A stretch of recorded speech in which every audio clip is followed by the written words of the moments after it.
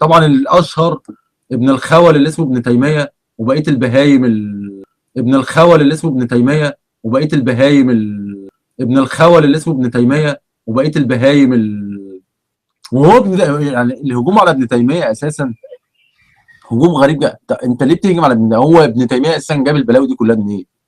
ما هو من الاسلام نفسه. اللي عايز بقى اللي هو حته الايه التفاصيل بقى، عارف التاتش الايه الاسلامي الجميل ده، يحطه على ايه يعني الكيكه كده قدام تحط عليها قلوط الخرا بحيث ان يبقى ايه كل شيء يتظبط يعني. فابن تيميه يعني اعتقد يعني فتوى التطرس دي بتاعت ابن تيميه سالوه بقى، بيقولوا له يعني لو التتار كانوا حاطين في الصفوف الاولى المسلمين فهل نقاتلهم ولا؟ فقال لك اقتلوا دين ابوهم يغاروا في داهيه وسيبعثوا على نيتهم. ما دي الفتوى اللي بيستخدمها الجماعات السلفيه في التفجيرات وبتاع، يقول لك طب الناس الابرياء مثلا اللي بتموت دي يقول لك يبعثوا على نيتهم. واللي هو قصهم الحياه اساسا، هو احنا عايزين جايين هنا نموت ونقتل وبتاع، وهو حياه الناس لا تعني عيش صراصير عن شويه الاوباش الهامه. عشان كده انا كلمه دايما اللي راضيه عنف وحش، لما واحد يبص لك بهذا حياتك انت تبعث على نيتك. انا مش هبعث اساسا، انا هموت خلص، ما فيش بعث اساسا. يعني انت ضيعت حياتي بقص امك هدر كده عشان افكار الهلاوس الدينيه اللي في ذهنك بمنتهى الاستخفاف. فانا فعلا من حقي برضه للاسلام يعني.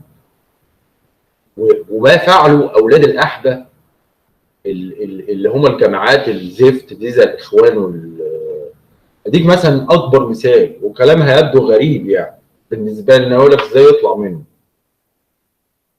شويه الجرابيع اللي هم الجماعات الاسلاميه بالذات، اللي هي الجماعه الاسلاميه والجهاد والوساخه دي كلها، انت مثلا تسمع عن انت ايه دايما العمده او الاراء اللي هم دايما بيقولوها بيستندوها منين؟ ابن تيميه.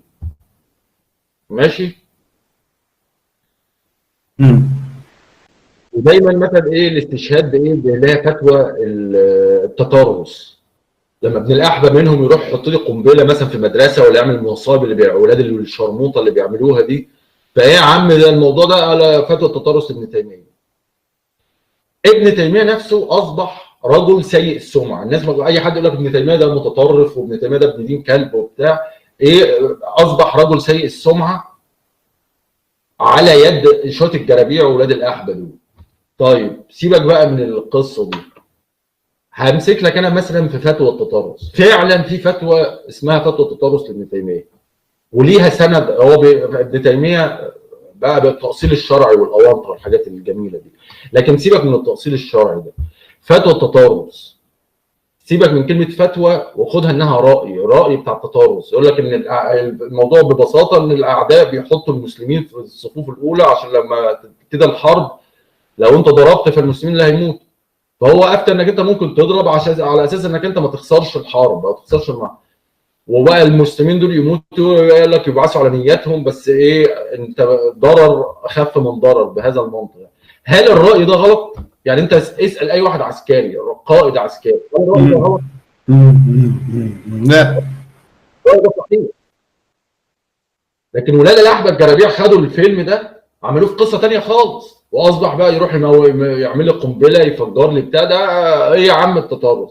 اصبح ابن تيميه رجل سيء السمعه. الحقيقه يعني وغريبه، زي اقول لك غريبه انها هقول لك ازاي يقول كلام زي ده. ابن تيميه ده فحل من الفحول. ابن تيميه ده فحل من الفحول. ابن تيميه ده فحل من الفحول. ابن تيميه ده فحل من الفحول. يعني مش عيل تافه ببرابير في بير السلم بيهرتل، لا بالفعل. يعني بصراحه يعني ما في ناس مثلا طلعت في الاعلام اتكلمت وابن تيميه وقال مش عارف بدون ذكر بقى اسماء انتقدوا ابن تيميه، صح؟ انا دايما اضحك بسبب الموضوع ده، بس طبعا يعني ما احبش اقولها، بس خلاص بقى اقولها. انا بتخيل ان لو ابن تيميه دخل عليهم الاستوديو ولقى الراجل واتيفر اسمه ايه بيشتم او بينتقد ابن تيميه، فانا متخيل رد فعل ابن تيميه. انت عارف ايه اللي هو هيرفض النقاش. اول حاجه هيقول لك الراجل اللي بينتقدني ده لا يجيد التحدث باللغه العربيه السليمه، لغته غير سليمه، لغته بها عجمه، لا يجيد تكوين جمله نحويه سليمه نحويا بصرف النظر بقى كمان عن النطق. فواحد زي ابن تيميه مش هيقعد يتكلم مع ده بالامانه، يعني هكلمك بمنتهى الصراحه.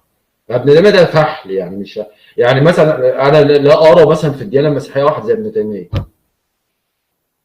بصرف النظر اتفقت او اختلفت، فهو مش عيل في بير السيل، يعني انت واخد بال سعادتك معايا؟ مش يعني اللي هو تقعد تنقط عليك كلمتين، لا مش هو الشخص ده. الحقيقه انا يعني طب هتقول انت بتقول الكلام ده، انا بصراحه مثلا لو ابن تيميه دخل عليا الاوضه دلوقتي هعمل ايه؟ اقول له بس اسمع، اهدى وصلي على النبي واسمع كده. انت يا عم كنت في زمن ومت، وبعد الزمن ده حصل قرون عدت، القرون دي حصل فيها حاجات كتيره جدا انت غير مدرك ليه. انا يا عم ما بقولش انك انت شخص سيء ولا ابن احبه ولا حاجه، بس انت مش مدرك لكل التغيرات اللي حصلت بعد كده. فانت لو سمحت يعني ايه، الصوره عندك مش كامله يعني. فحاول انك تلم باللي حصل في الكام قرن اللي عدوا بعد ما مت سعادتك، وبعدين نتكلم شوف رايك ايه.